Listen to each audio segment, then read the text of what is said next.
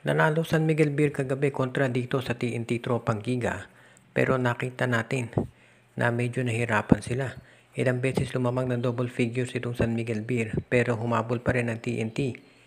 At meron tayong nakitang dalawang problema dito sa San Miguel Beer kahit na sila ay nanalo. Ang unang problema dyan, of course, nakita natin nagkaroon na naman ng injury itong si Terence Romeo. Actually, stomach cramps daw ang nangyari kaya hindi na nakapaglaro. At ito'y nakapanghihinayang dahil nakita natin ang ganda ng nilaro nung first half ni Romeo, naka 9 points at ang dami niyang assists. Pero ito na talaga nagiging problema kay Romeo, hindi siya nagiging healthy, maya't maya merong injury. Ang pangalawang naging problema ng San Miguel Beer, kung napanood din nyo kagabi, noong pinagsabay nitong TNT si Kelly Williams at si Brandon Ganuelas Roser, nahirapan sa match-up ang San Miguel Beer, lalo na pag nagpipick and roll sila. Kapag nagsiset ng screen si ito si Kelly Williams, nai-involve doon si Junmar Fajardo at pag umatake sa basket si Kelly Williams, ay wala na nakakaprotekta ng basket. Ang problema dyan, walang power forward ang San Miguel Beer. Napansin ninyo, noong nagsabay ito si Roser at ito si Kelly Williams, ang naging power forward ng San Miguel Beer dyan ay si Don Trollano. Hindi nila ginamit ito si Rodney Brondial at ito si Vic Manuel. At isa yan doon sa nakikita nga natin na problema na dapat i-address ng San Miguel Beer. Patagal na nating sinasabi to na yung power forward ang dapat talagang palitan ng San Miguel Beer. Dahil ito si Vic Manuel hindi nila ginagamit. At ngayon ito si Rodney Brondial hindi rin ginamit. Si Motao Tua ginagamit nila bilang backup center. So kinakailangan kapag nakaharap ulit ng San Miguel Beer itong TNT o iba pang teams na gumamit ng malalaking player, kinakailangan pag-isipan nilang mabuti kung ano ang gagawin dyan sa power forward nila dahil baka yan ay maging problema. Hindi kasi ito masyadong nahalata ng Commissioner's Cup dahil may import. Doon po sa nagtatanong kung anong mangyayari dito kay Scottie Thompson, ba't wala pa siya? Well, hanggang ngayon wala pa rin timetable yung pagbabalik ni Scottie at kitang-kita natin na ito isang bagay na talagang pinoproblema ng Barangay Ginebra ngayon. Nakita naman natin na yung rotation nila apektado pag wala itong si Scottie Thompson. At syempre, of course, alam natin kung ano ang kaya niyang gawin. Hindi lang actually dito sa backcourt. Kung hindi maski na dito sa kanilang frontcourt dahil nagiging small forward din itong si Scottie Thompson kapag nagde-decision si Coach Tim Cone na gawing small ball yung laro nila. Of course, ang gusto ni Coach Tim Cone as soon as possible ay bumalik na si Scottie. At ang good news dito, hindi naman dumadala yung kanyang injury. So baka pagkatapos nitong All-Star break ay makabalik na itong si Scottie Thompson.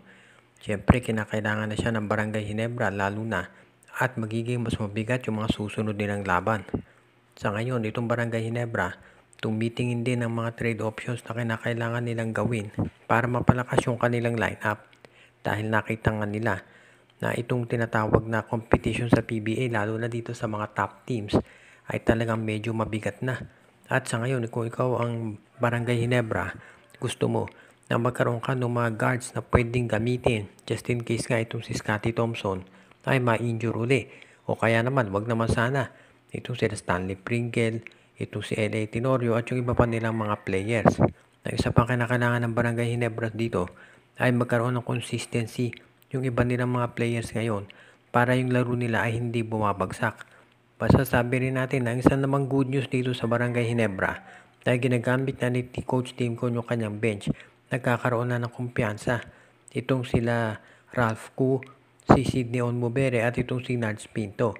At isa yan doon sa matatawag natin na blessing. At kapag bumalik si Scottie, lalong lalakas ang Ginebra.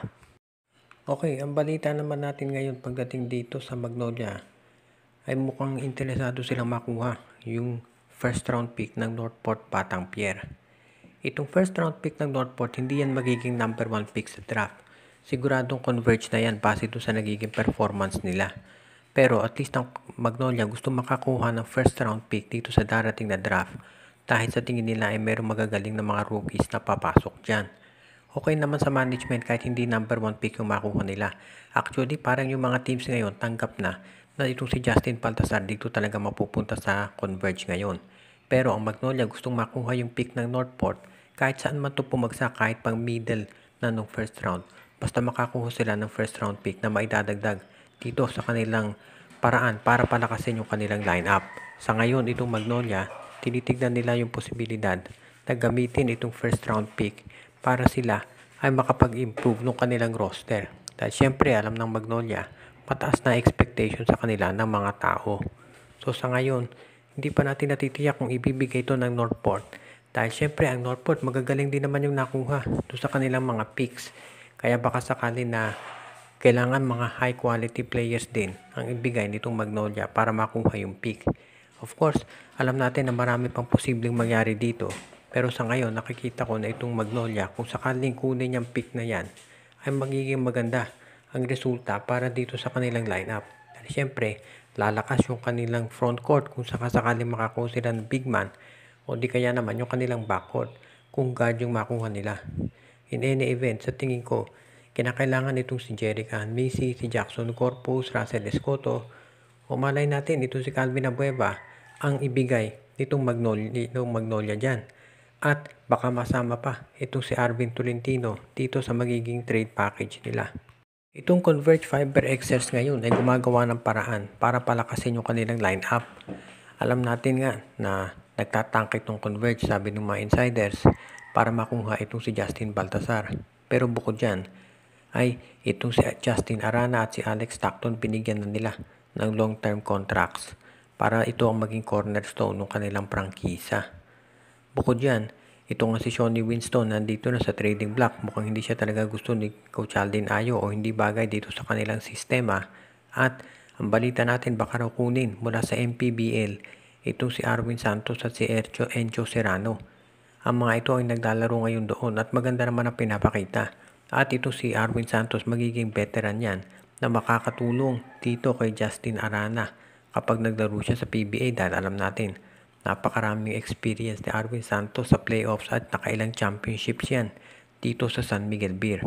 Kaya sa ngayon, ito naman si Encho Serrano, isa yan sa pinakamahusay na point guards ngayon at magiging magandang tandem sila. Dito sila Aljun Melesio at yung iba pang guards ng Converge Fiber Xers. Kaya sa tingin ko, magiging okay ang rotation nitong Converge next season. Pero syempre lahat yan magsisimula dito sa darating na draft. Kapag nakuha ng Converge itong si Justin Baltasar, magkakaroon na sila ng Twin Towers. Itong si Arana at si Baltasar at kukuha ng mga players ng Converge na babagay dito sa kanilang dalawang big men. Iyan ang balak nila ngayon. At tignan natin kung nandyan pa si Aldin Ayo dahil meron nga mga speculation na baka ito ay mapalitan.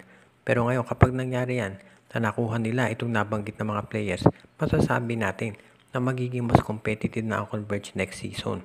Samantala naman, itong iba pang players dyan sa MPBL at yung mga free agents sa PBA ay tinitignan din nitong Converge Fiber Xers na posible nilang makuha para palakasin itong kanilang lineup ngayon. Out kay Donel Santiago, Joseph Pineda, Kuya Mike TV, kay Luis Alon. Pinabati din natin si John Mark Cantos, John Ray Marquisuela, Michael D., Romeo Conchada, Kagawad Katsakino Dukusin, Ronald Berbosidad, Joshua Giray Espejo at Rosales Family, JJ Sibum, Junjun, Angie, Patpat at B-Boy Matas, Jason Mendoza, Enju. Pinapati din natin si Ireneo Salangsang, Judy, Edwina, Shaina, Carl, Jaira at Jonah Villarosa, Edwin Carmona Jr., OG, Len Gio, Gia Santillana at Tagle Family, Junicio Mercado, Joseph Pineda, RG Bueno at Talina Family, si Reden, Elena, Laila at Bonbon Lansang, at si Jonel Alagon at si Lino Valles Family.